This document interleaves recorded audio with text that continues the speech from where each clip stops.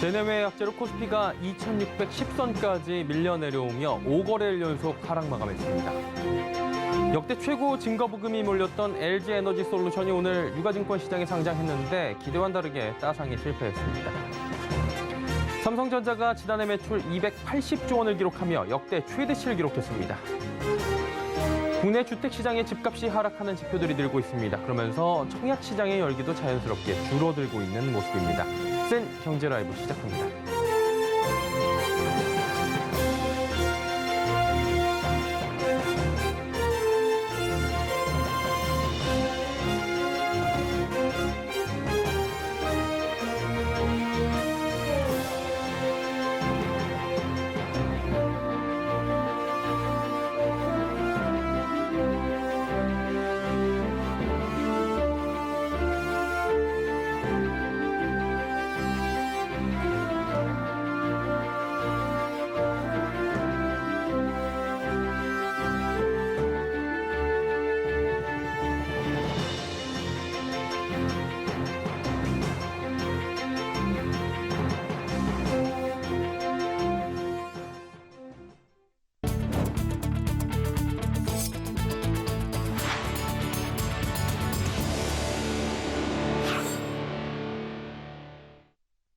시청자 여러분 안녕하십니까? 센 경제라이브 서정덕입니다. 대내외 약재 코스피가 장중 2610선까지 밀려 내려오며 5거래일 연속 하락하는 등 국내 증시가 불안한 모습을 이어갔습니다. 간밤 미국 중앙은행인 연방준비제도가 3월 금리 인상을 시사하며 긴축 현실화 우려가 커졌고 LG에너지솔루션 상장의 수급 불균형이 커진 겁니다. 오늘 코스피는 전거래일 대비 3.5% 급락하며 2614.49포인트의 거래를 마감했습니다. 개인과 외국인이 매도한 가운데 기관이 물량을 받아냈습니다. 특히 개인과 외국인의 대다수 매도 물량은 LG에너지솔루션 매도분이었고 이들 가운데 상당수를 연기금이 받아낸 것으로 나타납니다. 코스닥 시장 역시 전거래일 대비 3.73% 급락한 849.23포인트의 거래를 마치며 5거래일 연속 하락세를 이어갔습니다. 역대 최고 증거금을 끌어모은 LG에너지솔루션이 오늘 유가증권 시장에 상장했습니다. 기대와는 다르게 장 초반부터 차익 실현 물량이 대거 쏟아지며 하락 마감한 모습인데요. 윤혜림 기자입니다. 전기차 배터리 제조사 LG에너지솔루션이 코스피 상장 첫날 약세를 보이며 다소 부진한 성적을 거뒀습니다. LG에너지솔루션은 오늘 공모가 30만 원의 2배에 가까운 59만 7천 원의 시초가를 형성했습니다. 상장 직후 단기 차익 실현을 위한 개인과 외국인의 매도세에 장중 45만 원까지 하락했고 시초가 대비 15.41% 하락한 50만 5천 원의 장을 마치며 기대했던 따상에는 실패했습니다. LG에너지솔루션의 기관 공모 청약 경쟁률은 2023대 1, 일반 공모 청약 증거금은 1경 5,203조 원을 기록하며 국내 증시 역대 최대 기록을 경신했습니다. 하지만 간밤 미국 연방준비제도에서 기준금리 인상을 예고하는 등 최근 이어진 국내 증시의 내림세로 인해 투자자들이 높은 시초가에 만족하며 빠른 차익 실현에 나선 것으로 보입니다. 한편 LG에너지솔루션은 전기차 제조사 테슬라뿐 아니라 현대차, 제너럴모터스, 스텔란티스 등과 합작법인을 설립했고 지난 25일 GM과 손을 잡고 전기차 배터리 공장 추가 설립을 발표하는 등 성장성을 높게 평가받아 향후 적정 주가를 찾아갈 것이란 분석입니다. 황교안 유한타증권연구원은 코스피 200지수 편입 기간까지 인덱스 및 배터리 ETF 편입에 따른 매수가 진행돼 상장 초기 주가는 오버슈팅이 예상된다며 다만 주가가 51만 원을 넘어서면 세계 1위 기업 CATL보다 비싸지게 된다는 점에 주의해야 한다고 말했습니다. 서울경제TV 윤혜림입니다. 횡령과 화재, 먹튀 등 코스닥 대장주의 연이은 논란에 개인 투자자들의 한숨이 짙어지고 있는 상황입니다. 여기에 내부 거래, 분식 회계 같은 불공정 거래에 대해 강력한 처벌이 필요하다는 주장도 나오는데요. 최민정 기자가 전해드립니다. 코스닥 시총 2위 기업인 에코프로비엠이 주식 내부 거래 혐의로 수사를 받고 있다는 소식에 전날 주가가 급락했습니다. 금융당국은 에코프로비엠 일부 임원진들이 2020년 외부 공급 계약 체결 당시 내부 정보를 이용해 주식 거래를 한 정황을 포착해 수사를 진행하고 있다고 전했습니다. 에코프로비엠은 이번 내부 거래 혐의뿐 아니라 지난 21일 제조 공장에서 화재가 발생해 1명이 숨지고 3명이 다치는 등 악재가 연이어 발생하고 있습니다. 이에 지난 21일 43만 3,800원에 시작한 에코프로비엠은 오늘 32만 6,100원에 거래를 마치며 약 24.83% 급락했습니다. 코스닥 시총 1위인 셀트리온 헬스케어와 8위인 셀트리온 제약도 지난 14일 금융위원회 증권선물위원회가 분식회계 의혹을 받고 있는 셀트리온에 대한 논의를 시작할 거란 소식에 올해 첫 거래일과 비교해 오늘 종가 기준으로 각각 25.19%, 36.33% 떨어졌습니다. 이외에도 오스템 임플란트 직원의 1,880억 횡령 사건에 이은 거래 정지, 시총 6위의 위메이드 가상화폐 대량 매도로 인한 먹튀 논란 등 코스닥 시장 내 대장주의 논란이 이어지고 있습니다. 증권업계는 코스닥 대장주의 논란이 계속되며 코스닥 시장에 대한 개인 투자자들의 투자 심리가 위축될 수 있다고 지적했습니다. 예부자 거래와 같은 불공정 거래 행위에 대한 강한 처벌이 필요하고요. 강도 높은 조사 및 강력한 처벌 이런 것들은 반드시 필요하다고 볼 수가 있고요. 신뢰가 떨어진 코스닥 시장에 대해 고승범 금융위원장도 지난 25일 자본시장 안정성이 제고될 수 있도록 투자자 보호에 만전을 기하겠다는 입장을 밝히기도 했습니다. 서울경제TV 최민정입니다. 현대엔지니어링이 기관을 대상으로 한 수요 예측에서 저조한 성적을 거뒀습니다. 금융투자업계에 따르면 현대엔지니어링은 지난 25일부터 이틀 동안 진행된 국내외 기관 투자자 대상 수요 예측에서 100대 1 수준의 경쟁률을 기록한 것으로 알려집니다. 이에 따라 현대엔지니어링의 공모가 희망밴드는 57,900원에서 75,700원 중 최하단에서 결정될 가능성이 제기되며 상장 뒤 시가총액은 상당 6조 525억 원에서 4조 6,294억 원으로 줄어들 전망입니다. 부진한 수요 예측 원인으로는 최근 국내 증시 약세와 더불어 HDC 현대산업개발의 아파트 붕괴 사고로 건설주 전반의 투자 심리가 악화됐기 때문으로 풀이됩니다. 앞서 올해 상장한 LG에너지솔루션은 2,023대 1, 오토에는 1,713대 1, K옥션은 1,638대 1을 각각 기록한 바 있습니다. 삼성전자가 지난해 280조 원 규모의 역대 최대 매출을 경신했습니다. 경쟁사인 미국의 인텔을 꺾고 3년 만에 글로벌 반도체 매출 1위 자리도 되찾았다고 하는데요. 정세미 기자입니다. 삼성전자가 지난해 분기와 연간 매출에서 모두 역대 최대 기록을 세웠습니다. 삼성전자는 오늘 2021년 매출 279조 6천억 원, 영업이익 51조 6,300억 원을 기록했다고 밝혔습니다. 연간 영업이익도 반도체 슈퍼 호황기였던 2018년과 2017년에 이어 역대 세 번째입니다. 4분기만 놓고 보면 매출 76조 5,700억 원, 영업이익 13조 8,700억 원입니다. 이 중 반도체 매출이 26조 100억 원 규모로 분기 전체 실적을 견인했습니다. 특히 반도체 부문에선 지난해 94조 원 이상의 매출로 미국의 인텔을 제치고 3년 만에 반도체 매출 세계 1위 자리에 올랐습니다. 4분기 스마트폰 부문 실적도 개선됐습니다. 폴더블폰 등 프리미엄 스마트폰 판매 확대와 갤럭시 제품군의 판매로 매출은 소폭 증가한 28조 원 규모로 나타났습니다. 이외에 소비자가전은 연말 성수기 프리미엄 제품 판매 호조로 역대 최대 분기 매출을 달성했습니다. 삼성전자는 올해 반도체업 관련 글로벌 IT 수요가 회복될 것으로 전망했습니다. 이에 따라 첨단 공정을 늘리고 차세대 제품과 기술 리더십을 확대할 계획입니다. 특히 1분기는 메모리 수요 회복 시작을 전제로 두고 수요에 적극 대응하며 주요 부품 공급 확대를 추진한다는 방침입니다. 서울경제TV 정세미입니다. 국내 아파트 시장의 집값이 하락하는 지표들이 늘고 있습니다. 또 뜨거웠던 청약 시장의 열기도 다소 줄어드는 모습인데요. 지난해 하반기부터 시작된 정부의 돈줄 제기 효과가 본격적으로 나타나고 있다는 평가입니다. 이지영 기자입니다. 서울 부동산 정보광장에 따르면 지난해 12월 서울 아파트 거래량은 총 1,088건으로 집계됐습니다. 12월 거래량으로는 역대 최저치입니다. 집값이 계속 오른 데다 대출금리 상승과 규제 강화가 더해진 영향으로 풀이됩니다. 과거처럼 적극적으로 매입을 하는 그런 시장보다는 자기 자산의 환경들, 자본의 흐름하고 맞춰가지고 매입을 하는 그런 환경이기 때문에 최근 2, 3년보다는 상당 부분 좀 저조할 수밖에 없다라고 보여집니다. 또 다주택자들이 보유세를 피하기 위해 집을 팔려고 해도 사려는 사람이 없자 시세보다 낮은 금액에 매물을 내놓게 되면서 하락 거래도 늘었습니다.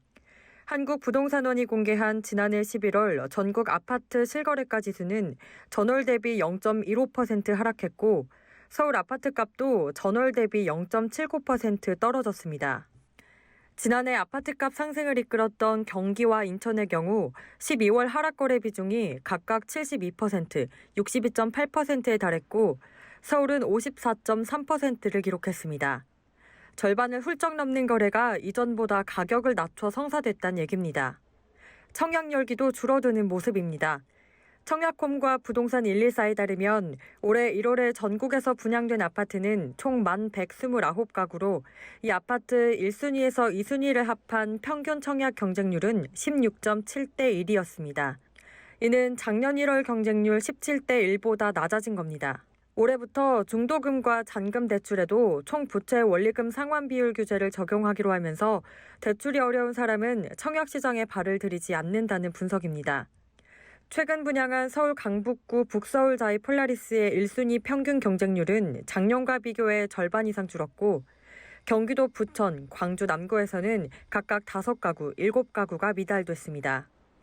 주택시장의 불안감이 감돌고 있지만 일단 대선 전까지는 약보합세가 유지될 거란 전망이 많습니다.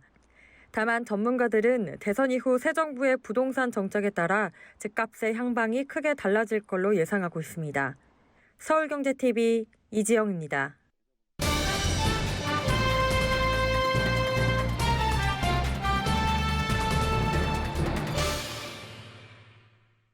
오늘부터 중대재해 처벌 등에 관한 법률입니다. 이른바 중대재해법이 시행이 됐습니다. 법 시행이 본격화됐는데요. 건설사들은 긴장을 할 수밖에 없는 상황이라고 하는데 자세한 상황 좀 짚어보도록 하죠. 부동산부의 서청석 기자 연결돼 있습니다. 서 기자, 먼저 여쭤볼게요. 중대재해법이 어떤 법인지 먼저 설명을 부탁드립니다. 네, 오늘부터 시행되는 중대재해법은 건설 현장이나 작업 현장 등에서 안전보건 체계를 갖추지 않아 사망자가 1명 이상 발생하는 경우 사업주나 경영 책임자 개인을 형사처벌할 수 있는 법입니다. 기존의 산업재해에 대한 처벌에 더해 사업주와 경영 책임자 개인까지 처벌하는 내용이 추가된 겁니다. 쉽게 말해서 한 건설업체가 시공하는 현장에서 안전체계 미흡으로 만약에 사망사고가 그러면 안 되겠지만 발생하게 되면 건설업체 사장이나 또 대표이사가 형사처벌을 받는다. 뭐 이런 건가 봐요? 근데 이제 건설업계가 이거에 대해서 대비를 어떻게 하고 있습니까? 네, 건설업계는 업종 특성상 사망사고가 발생할 가능성이 큰 만큼 안전 담당 부서를 신설하거나 담당 임원의 직급을 높이고 관련 인력과 예산을 강화하는 등 대응에 만전을 기하고 있습니다. 또 법 시행일부터 설 연휴까지 공사를 중단하는 건설사도 있는 분위기입니다. 중대재해법 시행을 앞두고 쏟아지는 대응책의 이면에는 불의의 사고로 중대재해법 조사 대상 1호가 되는 것을 피하자는 분위기가 반영된 겁니다. 결국에는 1호가 될 수 없다, 1호 기업 될 수 없다 이런 부담이 올 수밖에 없는 상황인데 대응을 하고 있을 것 같아요. 어떻게 대응하고 있습니까?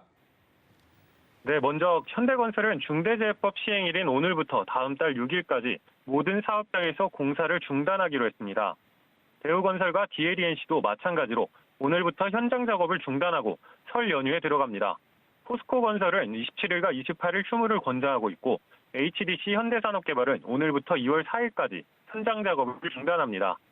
GS건설도 설 연휴 직후인 2월 3일에서 4일을 재량 휴무로 시행할 예정입니다. 건설사들이 이 법을 피하기 위해서 공사 현장을 멈추는 게 이게 손해가 막심할 것 같은데 굉장히 이례적으로 보이는데 앞서 이런 선례가 좀 있습니까? 네, 건설사들이 이렇게 긴 연휴에 들어가는 것은 전례가 없는 일입니다. 공사기간 단축을 해도 모자랄 판에 공사를 멈춘다는 건 상상하기 힘든 일인데요. 아무래도 최근 광주 화정 아이파크 붕괴 사고로 인해 건설업에 대한 여론이 차가운 상황에서 자칫 사고가 발생해 앞서 말했듯 중대재해법 1호 조사기업이라는 낙인이 찍히는 것을 피하기 위해 적극 대응하는 것으로 보입니다. 그러다 보니까 많이 좀 노력을 할 수밖에 없는 상황이잖아요, 건설사는. 최근에 안전 관련 인력 충원도 계속 활발히 하고 있다고 하는데 이 소식도 좀 전해주시죠. 네, 말씀해 주시는 대로 건설사들은 안전 인력 충원은 물론 앞서 말했듯 안전 관련 조직도 강화하고 있습니다. 삼성물산은 최근 기존 2개 팀을 안전환경실에서 7개 팀의 안전보건실로 확대 개편했고 최고 안전 책임자를 부사장급으로 신규 선임했습니다. 또 건설안전연구도 신설해 현장 안전 사고 예방을 위한 노력을 이어가고 있습니다. 현대건설은 기존의 안전기획팀을 본부급인 안전기획실로 승격시켜 기능을 강화했고 최고 안전책임자를 상무급에서 전무급으로 승격시켰습니다. 또 각 건설사에선 안전관리사 관련 공고도 급증하고 있는 추세입니다. 건설업 전문 취업 포털 건설워커에 따르면 이달 1일부터 25일까지 안전관리자 관련 공고수는 275건으로 작년 전체 기간 동안 기록한 112건보다 이미 2배 이상 많은 인원을 모집 중입니다. 노력을 굉장히 기울이고 있다고 해도 사람이 하는 일이다 보니까 그러면 안 되겠지만 또 예기치 못한 사고가 발생할 수 있다라는 지적도 나오잖아요. 그러다 보니까 건설사들은 현장에 무인화에 속도를 내고 있다라는 소식도 있는데 이 부분은 조금 더 짚어주시면 어떻습니까? 네, 건설사들은 건설 현장의 무인화에도 속도를 내고 있는데요. 삼성물산은 건설 현장에서 가장 위험한 작업으로 꼽히는 내화재 뿜칠 작업을 위한 로봇을 현장에 순차적으로 배치하고 있습니다. 또 기둥에 구멍을 뚫는 드릴킹 로봇, 360도로 회전하며 자동으로 배관을 용접하는 로봇도 개발해 현장에 적용할 예정입니다. 현대건설은 다관절 산업용 로봇을 시범적으로 현장에 투입했고 GS건설도 사적 보행 로봇 스폿을 건설 현장에 도입해 위험 구간의 유해가스 감지와 열화상 감지 등 역할을 하고 있습니다. 고위험 작업군에 사람 대신 무인 로봇을 투입해 사람의 안전사고를 최소화하고자 하는 건설사들의 움직임으로 볼 수 있습니다. 예, 근데 이제 어쨌든 간에 건설업계만 이렇게 중대재해처벌법이 들어가는 건 아니잖아요. 산업계 전반적으로 지금 긴장감이 있다고 하는데 분위기 어떻습니까, 지금? 네, 사업주나 경영 책임자가 처벌을 받을 수 있는 만큼 산업계 전반에 걸쳐 사업이 위축될 수 있다는 우려가 나오고 있는데요. 경제단체들은 중대재해법 시행에 맞춰 보안입법은 물론 여야 대선 후보에게 조속한 대안 마련이 시급하다는 입장을 일제히 발표했습니다. 이들은 처벌 수준은 과도한 반면에 법률 규정은 불명확해 의무 준수를 위해 많은 노력을 하고 있는 기업조차도 처벌 공포에서 벗어날 수 없는 상황이라고 호소했습니다. 특히 이러한 상황이 기업들의 사업을 위축시킬 수 있다고 주장하고 있는데요.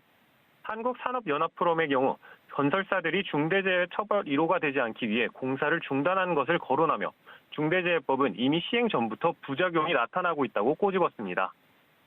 중대재해법 시행 첫날 관련 이야기들 들어봤습니다. 부동산부의 서청석 기자였습니다. 수고하셨습니다. 네, 감사합니다.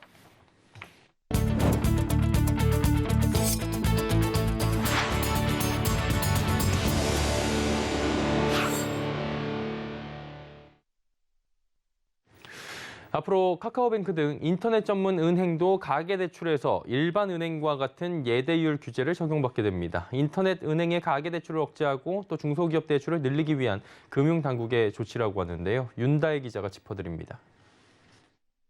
인터넷 전문은행은 일반은행과 동일한 예대율 규제를 적용받게 됩니다. 금융위원회는 오늘 이 같은 내용의 은행법 시행령 및 감독규정 개정안을 입법 예고했습니다. 예대율은 금융당국이 가계부채 관리를 위해 도입한 지표로 예수금 잔액 대비 대출금 잔액 비중을 말합니다. 일반은행은 예대율 산정 시 가계대출은 115%, 기업대출은 85%의 가중치를 적용받는 반면 인터넷은행은 그간 이 같은 규제를 받지 않았습니다. 인터넷은행은 영업 초기인 점을 고려해 기업대출을 취급하지 않아 가계대출의 100%의 가중치를 적용해왔습니다. 결국 시중은행과 달리 인터넷은행은 예외를 두며 나름 특혜를 받아온 겁니다. 이로 인해 인터넷은행은 기업대출을 취급하지 않게 되면서 당국은 가계보다 중소기업의 자금이 흘러가도록 체계를 정비하고 나선 겁니다. 새로 시행되는 감독 규정에 따라 인터넷은행은 3년의 유예기간이 지난 후부터 일반은행과 동일한 예대율 규제 절차를 밟게 됩니다. 유예기간에는 신규 취급하는 가계대출에 대해서만 일반은행과 같은 115%의 가중치가 적용됩니다. 기존 대출은 현행과 같이 100%를 적용하되 유예기간이 경과하면 115%로 전환됩니다. 이외에도 인터넷은행의 대면거래 예외 사유도 정비됩니다. 현행 인터넷은행이 대면거래가 아닌 전자금융거래 방식으로 업무를 영위하도록 규정하고 있지만 앞으로는 기업대출 등 현장 실사가 필요한 경우 대면거래가 허용됩니다. 은행법 개정안은 법제처 심사 등을 거쳐 올 상반기에 시행될 예정입니다. 서울경제TV 윤다혜입니다. 지난해 차량용 반도체 수급난에도 연간 승용차 수출액이 전년 대비 20% 이상 늘어 2014년 이후 최대치를 기록했습니다. 관세청은 지난해 연간 승용차 수출액이 426억 달러로 집계됐다고 발표했습니다. 수출 대수는 209만 대로 전년 대비 6.1%가 늘었습니다. 이는 친환경차의 수요 확대와 북미 또 유럽연합 등 주요국 수요 회복 등에 따른 겁니다. 특히 전체 수출액에서 친환경 승용차가 차지하는 비중은 27.3%로 역대 최대치를 기록했습니다. 전기차와 하이브리드차, 플러그인 하이브리드차 등의 수출액은 116억 달러로 63.1% 늘어났습니다. 반면 지난해 승용차 수입액은 129억 달러로 전년 대비 7.3%가 늘었지만 수입 대수는 30만 대로 전년 대비 8.9% 줄어들었습니다. 앞으로는 가맹본부가 판촉 행사를 하려면 가맹점주의 70% 이상 동의를 얻어야 합니다. 공정거래위원회는 오는 7월 5일 시행되는 개정 가맹사업법을 위한 가맹사업법 시행령 개정안을 3월 8일까지 입법 예고한다고 밝혔습니다. 이는 가맹본부가 해당 비용을 부당하게 점주들에게 떠넘기는 것을 막기 위함입니다. 이번 시행령 개정안에서는 동의를 얻어야 할 가맹점주의 비율을 광고 50% 이상, 판촉 행사는 70% 이상으로 규정했습니다. 가맹본부는 서면, 정보통신망, 그리고 포스 시스템, 기타 양자 간의 합의 방법으로 가맹점주의 동의를 얻을 수 있게 됩니다. 시행령 개정안에서 해당 행위에 관한 과태료 부과 기준을 1차 위반 시엔 500만 원으로 규정했습니다. 이후 2차 위반 시엔 700만 원, 3차 위반 시엔 1,000만 원이 각각 부과됩니다. 중소기업 협동조합이 직접 생산 확인 대표 관련 단체 지정 폐지를 반대하기 위해 한자리에 모였습니다. 이 제도가 폐지된다면 협동조합원들의 해고 등으로 조합 자체의 기능이 약화된다는 우려의 목소리인데요. 김수빈 기자입니다. 아무런 대안 없이 191개 협동조합과 400여 명의 종사자의 생존권을 빼앗는 협동조합의 대표단체 지정 폐지 방안을 즉각 철회하라! 철회하라! 중소업계가 오늘 중소기업 중앙회에 모여 지난해 중소벤처기업부가 발표한 직접 생산 확인 제도의 개선안 가운데 대표 관련 단체 지정 폐지를 강력히 규탄하는 궐기대회를 열었습니다. 이전까지 직접 생산 확인 관련 업무를 수탁 수행했던 중소기업 중앙회는 현장 실태조사 업무를 업종별 협동조합 등을 대표 관련 단체로 지정해 수행하도록 했습니다. 하지만 중기부는 직접 생산 확인 업무를 중기중앙회 한 곳에서 공공기관인 중소기업 유통센터도 맡을 수 있게 법을 개정했습니다. 거기에 업무의 공정성 강화를 위해 경쟁제품별 대표단체 지정 방식은 폐지하고 민간 전문가를 활용하는 방식으로 전환했습니다. 중소기업 조합원들은 공정성 결여 주장을 납득할 수 없다는 입장입니다. 이미 중기부에서 승인한 확인 기준에 의거해 협동조합 실태조사원이 생산 장비, 생산 공정, 원자재 구입, 고용 등을 실시하고 있기 때문이란 설명입니다. 아울러 협동조합의 조사권을 박탈하고 전문성과 무관한 백화점 사업, 홈쇼핑 사업을 전문으로 하는 산하기관인 중소기업 유통센터에 일감을 몰아주는 건 부당하다고 주장했습니다. 또한 대표 관련 단체 지정제도 폐지에 따라 해고되는 인력 지원 대책이 필요하다고 호소했습니다. 해당 법 개정으로 전체 조합 직원 가운데 약 100명, 전체의 30%가량이 해고될 것으로 추산하며 협동조합의 부실화를 우려했습니다. 총 142개의 협동조합과 4,722개의 중소업체는 현행 직접 생산 확인 운영 체제를 유지하고 문제되는 부분에 감독 기능을 강화해야 한다는 내용의 청원서를 제출했습니다. 서울경제TV 김수빈입니다. 대우건설이 지난해 주택사업 호조에 힘입어 창사 이래 최고 실적을 달성했습니다. 대우건설은 연결 기준 지난해 경영 실적을 집계한 결과 매출 약 8조 7천억 원, 영업이익은 약 7천억 원을 기록했다고 각각 공시했습니다. 지난해 영업이익은 전년 대비 32.2% 증가한 것으로 창사 이래 최대치입니다. 사업 부문별로는 주택 건축 사업 부문이 6조 원에 육박하는 영업이익을 내며 호실적을 견인했습니다. 대우건설은 지난해 국내 주택 약 2만 8천여 가구를 공급하며 3년 연속 국내 주택 공급 1위를 차지했습니다. 특히 지난해 도시정비사업 분야에서 총 15개 프로젝트 약 4조 원의 수주고를 올린 바 있습니다. 삼성전자가 MZ세대를 겨냥한 휴대용 스크린 더 프리스타일을 오늘 국내 시장에 공식 출시했습니다. 올 초 미국 라스베이거스에서 열린 세계 최대 전자전시회 CES 2022를 통해 첫 선을 보인 더 프리스타일은 1월 4일 북미를 시작으로 한국, 중남미, 동남아, 유럽 등지에서 순차적으로 예약 판매를 통해 10,000대 이상이 팔렸습니다. 삼성전자는 더 프리스타일 국내 출시를 맞아 내달 28일까지 론칭 이벤트를 진행하게 되고 삼성닷컴에선 더 프리스타일 플레이어 체험단 모집 이벤트를 다음 달 6일까지 진행합니다. LG전자가 스마트홈 플랫폼인 LG 싱큐 앱을 체험할 수 있는 전용 공간을 LG 베스트샵에 마련했다 밝혔습니다. LG 베스트샵 강남 본점과 강서 본점, 이천 본점 등 약 50곳에 LG 싱큐 앱 체험 공간이 운영되고 있습니다. 상반기 내 전국 150여 매장의 체험 공간을 늘려간다는 계획으로 LG전자 신임 조주환 사장은 신년 메시지에서 고객은 제품이 아닌 경험을 구매한다는 관점으로 우리의 시각을 바꿔야 한다고 강조한 바 있습니다. 고객은 LG 싱큐앱 체험 공간에 설치된 키오스크를 통해 LG 싱큐앱을 이용해 에어컨과 공기청정기, 로봇 청소기 등 다양한 LG 오브젝 컬렉션 제품을 원격 제어해볼 수 있습니다. 생경제라이브 저희가 준비한 소식은 여기까지입니다. 편안한 저녁 시간 보내시길 바랍니다. 고맙습니다.